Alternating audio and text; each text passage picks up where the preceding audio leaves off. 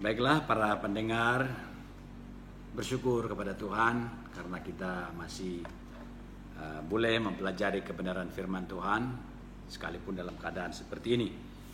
Baiklah, saya ingin membawa kita mempelajari surat Rasul Paulus kepada anak didiknya yang disebut Timotius. Ini suratnya yang kedua ya.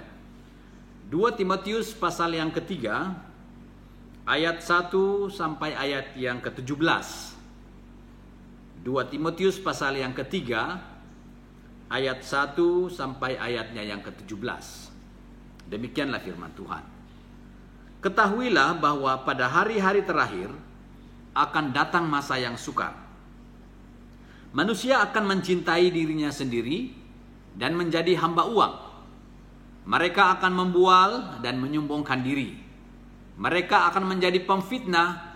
Mereka akan berontak terhadap orang tua dan tidak tahu berterima kasih, tidak memperdulikan agama.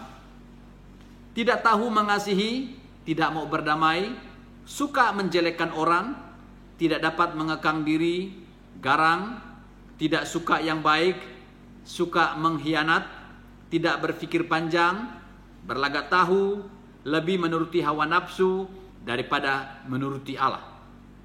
Secara lahiriah, mereka menjalankan ibadah mereka.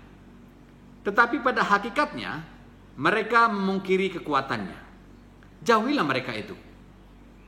Sebab di antara mereka terdapat orang-orang yang menyeludup ke rumah orang lain dan menjerat perempuan-perempuan lemah yang syarat dengan dosa dan dikuasai oleh berbagai-bagai nafsu.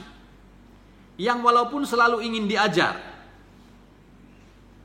namun tidak pernah dapat mengenal kebenaran.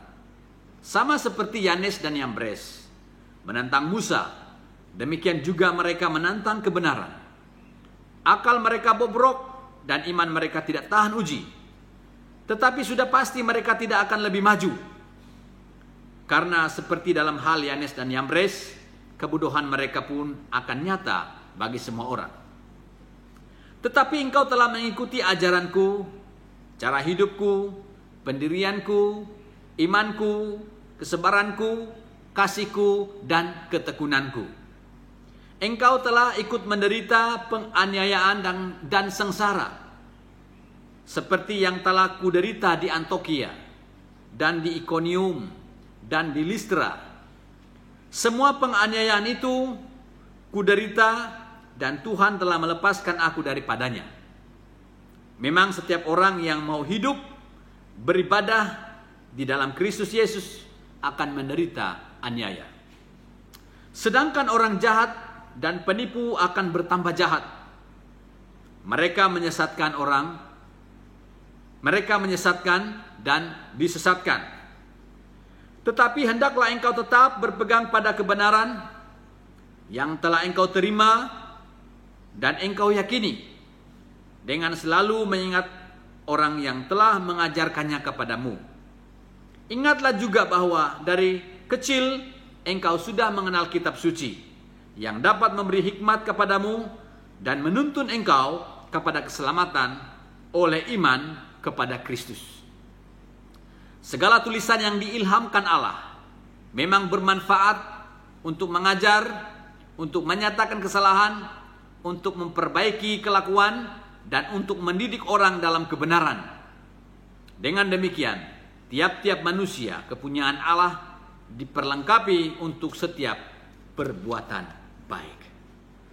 Para pendengar yang dikasihi oleh Tuhan Yesus, saya simpulkan teks ini menjadi satu topik untuk kita sama-sama pelajari pada hari ini adalah sikap manusia menjelang akhir zaman.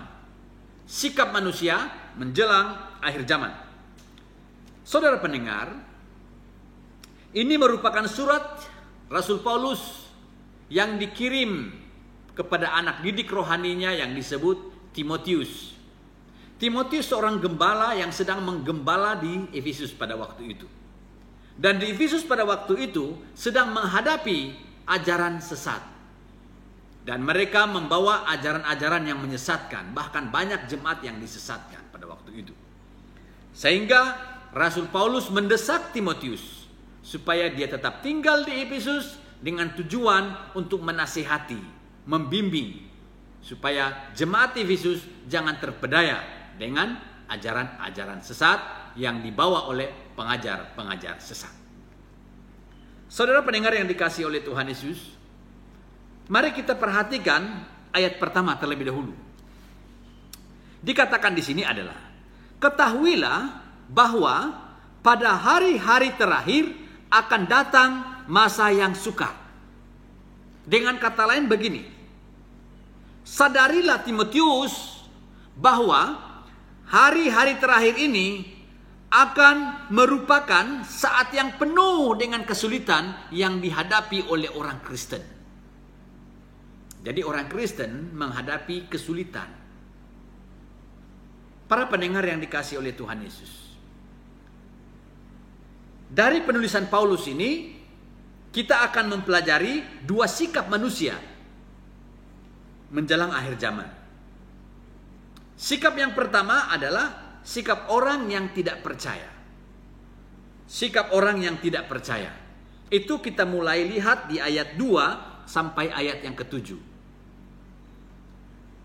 Bagaimanakah sikap orang yang tidak percaya menjelang akhir zaman? Ayat yang kedua mengatakan, manusia akan mencintai dirinya sendiri dan menjadi hamba uang. Nah, ini menunjukkan bahwa orang yang tidak percaya kepada Tuhan, mereka bukan mencintai Tuhan, tetapi mereka mencintai diri sendiri. Jadi kalau mereka mencintai diri sendiri sebagai pusat hidup mereka, maka mereka menjadi hamba uang. Jadi sebenarnya uang atau duit itu menjadi hamba manusia. Sepatutnya manusia yang mengatur duit, bukan duit yang mengatur manusia. Saudara pendengar yang dikasihi oleh Tuhan Yesus, kenapa manusia menjadi hamba uang? Karena manusia mencintai dirinya. Selain itu, apa tabiat yang dimiliki oleh orang yang tidak percaya kepada Tuhan? Kita lanjutkan. Mereka akan membual dan menyombongkan diri. Mereka akan menjadi pemfitnah. Mereka memfitnah. Mereka akan berontak terhadap orang tua. Ini bertentangan dengan Alkitab. Alkitab katakan apa? Hai anak-anak, taatilah orang tuamu di dalam Tuhan, karena haruslah demikian. Tetapi apa yang dikatakan oleh Paulus menjelang akhir zaman, manusia yang tidak percaya, manusia yang mencintai dirinya, mereka memberontak orang tua. Dan tidak tahu berterima kasih. Hanya mau dikasih, tetapi tidak mau berterima kasih. Tidak memperdulikan agama. Mereka tidak peduli agama. Kenapa mereka tidak pedulikan agama? Karena mereka mencintai diri sendiri, bukan mencintai Tuhan. Ayat yang ketiga, tidak tahu mengasihi, mau dikasihi, tetapi tidak tahu mengasihi. Tidak mau berdamai, suka menjelekkan orang, suka menghina orang, suka memburuk-burukkan orang. Jadi kalau orang itu suka memburuk, mengejek orang, menghina orang, bermakna dialah yang lebih cantik di dunia ini. Kira-kira begitu kan? Apalagi tidak dapat mengekang diri, artinya tidak dapat menguasai diri. Mengapa? Karena mereka mencintai diri sendiri. Garang, tidak suka yang baik, dia suka jahat saja. Suka mengkhianat, tidak berpikir panjang, pendek pikirannya. Berlagak tahu, wah ini yang bahaya. Dia bilang saya tahu, tetapi disuruh membuat itu tidak tahu. Ini yang bahaya. Selain itu apa lagi? Lebih menuruti hawa nafsu daripada menuruti Allah. Inilah sikap tabiat manusia yang tidak percaya Tuhan. Mereka mencintai diri mereka sendiri. Nah pertanyaannya, siapakah mereka ini? Apakah mereka ini di luar gereja atau yang sudah ada dalam gereja? Kita lihat jawabannya di ayat yang kelima. Secara lahiriah, mereka menjalankan ibadah mereka. Bermakna mereka punya agama. Tetapi pada hakikatnya mereka memungkiri kekuatannya. Jauhilah mereka. Artinya apa? Memang mereka ini pergi ke gereja. tetapi mereka tidak mendengar. Mereka tidak mau percaya apa yang mereka dengar. Mereka datang, mereka dengar, tetapi mereka tidak percaya apa yang mereka dengar. Jadi Paulus katakan, jangan tertipu dengan orang yang seperti itu. Saudara pendengar yang dikasihi oleh Tuhan, orang yang seperti itu, Paulus menyamakan mereka seperti Yanes dan Yambres. Kita lihat di ayat yang ke-8, ayat yang ke-9. Yanes dan Yambres menantang Musa. Apabila mereka menantang Musa, bermakna mereka menantang kebenaran. Inilah sikap orang yang tidak percaya kepada Allah. Akhirnya akibatnya apa? Akal mereka bobrok, kacau, dan mereka tidak tahan uji. Bahkan mereka tidak maju. Kenapa? Tuhan tidak di pihak mereka. Karena mereka menantang Tuhan. Saudara pendengar yang dikasihi oleh Tuhan Yesus, bagaimana dengan kehidupan jemaat masa kini? Apakah ada yang aktif ke gereja tetapi tidak mau percaya apa yang mereka dengar? Mereka suka menjelekkan orang, suka menghina orang dan sebagainya, tapi aktif gereja. Sikap yang kedua, sikap manusia menjelang akhir zaman. Yang kedua adalah sikap manusia yang percaya. Yang tadinya tidak percaya, sekarang percaya. Kita melihat di ayat 10 sampai ayat 17. Tetapi saya hanya membaca di ayat 14. Kita perhatikan ayat 14 ya. Ayat 14. Tetapi hendaklah engkau tetap berpegang pada kebenaran yang telah engkau terima dan engkau yakini, dengan selalu mengingatkan orang yang telah mengajarkannya kepadamu. Saudara pendengar, Paulus katakan, hendaklah engkau berpegang pada pengajaran yang telah engkau yakini, yang telah diajar saya kepadamu, kata Paulus. Tetap, artinya jangan berpindah-pindah prinsip. Hari ini besok pun akan datang pun jangan berubah-ubah. Jangan seperti hari ini besok B, besok C, akan datang D dan sebagainya. Ibarat menanam bibit buah. Kalau kita tanam bibit buah durian di sini, besok kita angkat pindah tempat lain. Kita tengok lagi tidak begitu cantik di situ, angkat pindah lagi. Pindah lagi. Kira-kira bagaimana pertumbuhan bibit durian itu? Sehat atau tidak? Pasti mati. Demikianlah kehidupan kita. Supaya kita tetap berpegang kepada ajaran yang sehat, yaitu ajaran firman Tuhan. Supaya jangan kita diumbang-ambing oleh ajaran sesat. Orang yang berpindah-pindah pendirian, Bapak Ibu, dia tidak akan tahan uji. Dia tidak akan bertahan. Akhirnya apa? Hidupnya tidak tentu arah. Kacau bilau. Saudara pendengar yang dikasihi oleh Tuhan Yesus, itu sebabnya Paulus mengatakan di ayat 10, ayat 11, dan ayat 12. Dia katakan begini, Timotius, engkau kan telah tahu saya menderita banyak hal. Saya menghadapi banyak cebaran. Waktu saya pergi ke Antioquia, Iconium, Listra, engkau juga tahu. Tetapi Tuhan yang melepaskan saya dari semuanya itu. Engkau juga tahu. Nah, oleh sebab itu Paulus mau supaya Timotius tetap berpegang kepada pengajaran yang sehat yang diajar oleh Paulus kepadanya.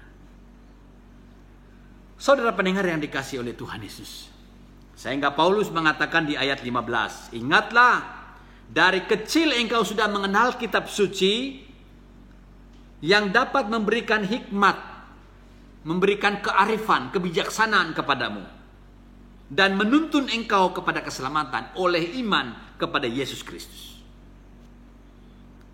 Ayat 16, segala tulisan yang diilhamkan oleh Allah, yang dinafaskan oleh Allah, sangat bermanfaat. Dijelaskan di situ ya, ayat 16, untuk mengajar, untuk menyatakan kesalahan, bukan untuk menghakimi ya, untuk memperbaiki kelakuan, untuk mendidik orang dalam kebenaran. Itu dia.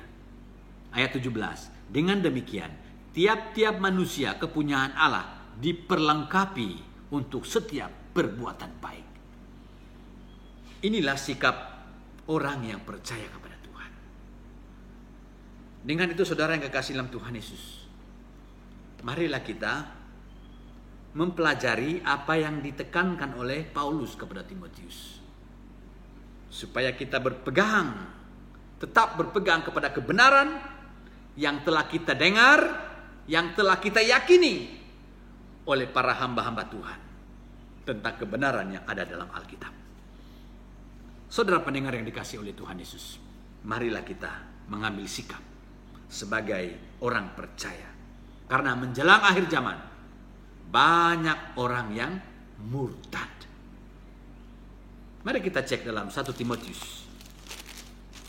1 Timotius pasal 4, ayat 1 dan ayatnya yang kedua. Saya baca ya. 1 Timotius 4, ayat 1 sampai ayat yang kedua.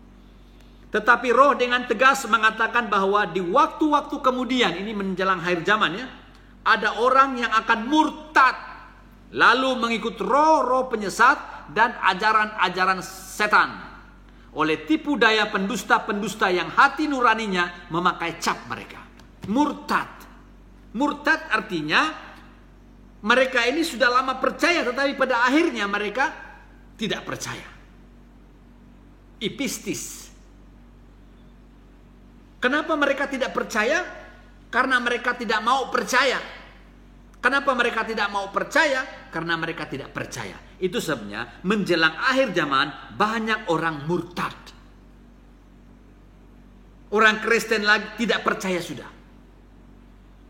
Dengan itu saudara, mari kita hati-hati. Karena banyak ajaran sesat yang sedang muncul sekarang ini. Ajaran sesat bukan dari luar, tetapi dari gereja jemaat itu sendiri. Oleh sebab itu, marilah kita mendidik jemaat kita akan kebenaran firman Tuhan. Demikianlah perkongsian firman Tuhan yang saya kongsikan untuk kita kali ini. Biarlah nama Tuhan saja dimuliakan. Haleluya.